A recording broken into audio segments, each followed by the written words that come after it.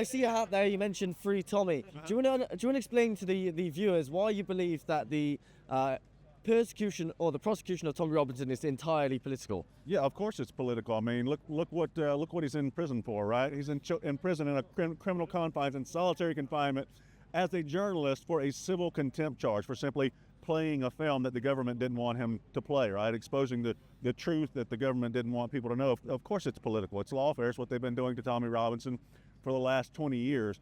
So he's the leading voice really against the labor government and leftist policies. He's the leading voice against immigration. He's the leading voice against grooming gangs and everything we're now discovering the cover up behind the grooming gangs.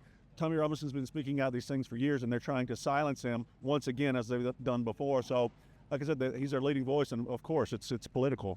I see as well, he's going to be in court again soon for refusing to give his PIN number to police under the Terrorism Act. Now, under the Terrorism Act, you have no right to remain silent.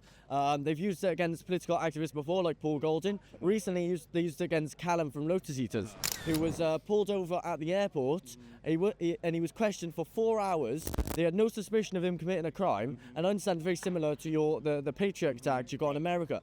Do you want to, how do you think? How concerning do you think it is that you've got acts such as that are being used against political dissidents in this country? Yeah, you're exactly right. The Terrorism Act of 2000 is just like our Patriot Act. They can stop anybody at any port, any border point of entry in the board, trains, planes, coming through tunnels.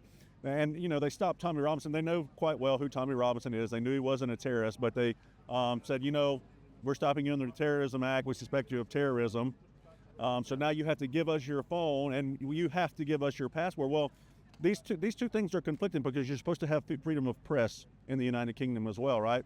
So if you stop someone on the Terrorism Act who's a journalist and you ask them to give you their password to your phone, well, now you're risking them giving up their sources to you, right? So those two things are conflicting. And I think and when we see this in court, I think that's going to be the defense there is, how is Tommy a journalist with all these sources that need to protect him? You think about who Tommy is and who his sources are. Think about the young girls who may be his sources, who may be put in danger, who have blown the whistle on these Islamic rape gangs and things like that. Think of the people who will be put in danger if Tommy gives his phone to the authorities who are heavily inundated with the Muslim community. Let's not kid each other.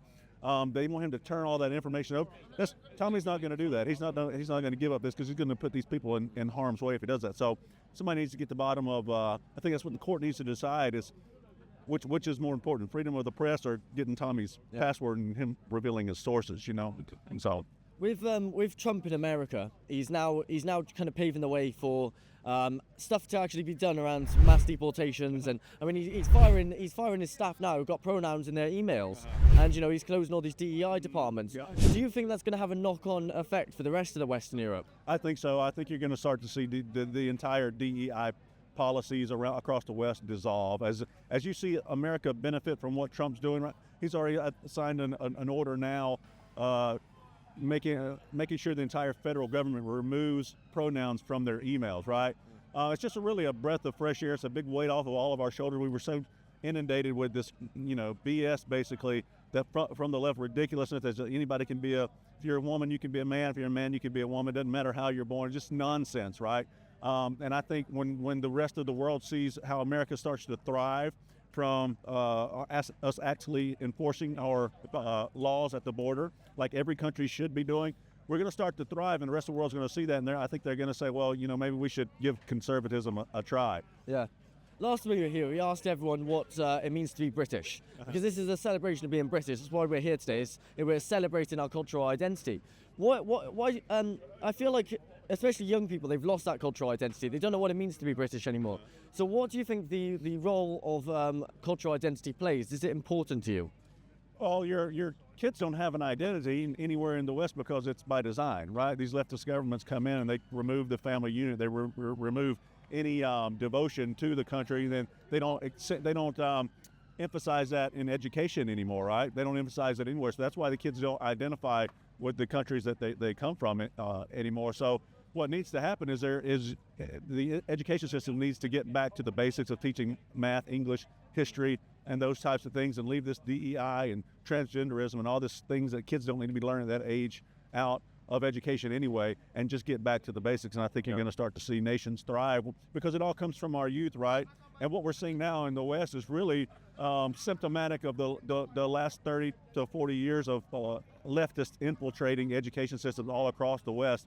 And the results we're seeing from that now are massive crowds out in the street, pro-Hamas, pro-Palestine, and all these things, because these kids have lost their identity and what's right for them and what they should be standing up for.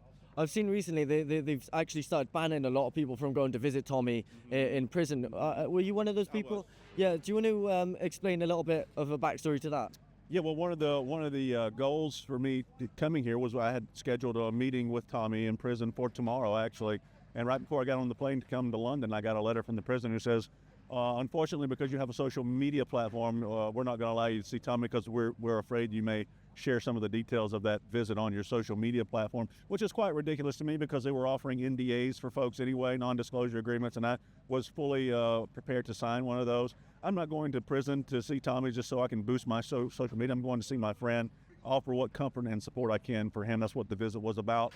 But this is just another method and another way for them to continue psychologically torturing Tommy while he's in prison, along with all the other things they've done to him. So that's their goal. They want to break him.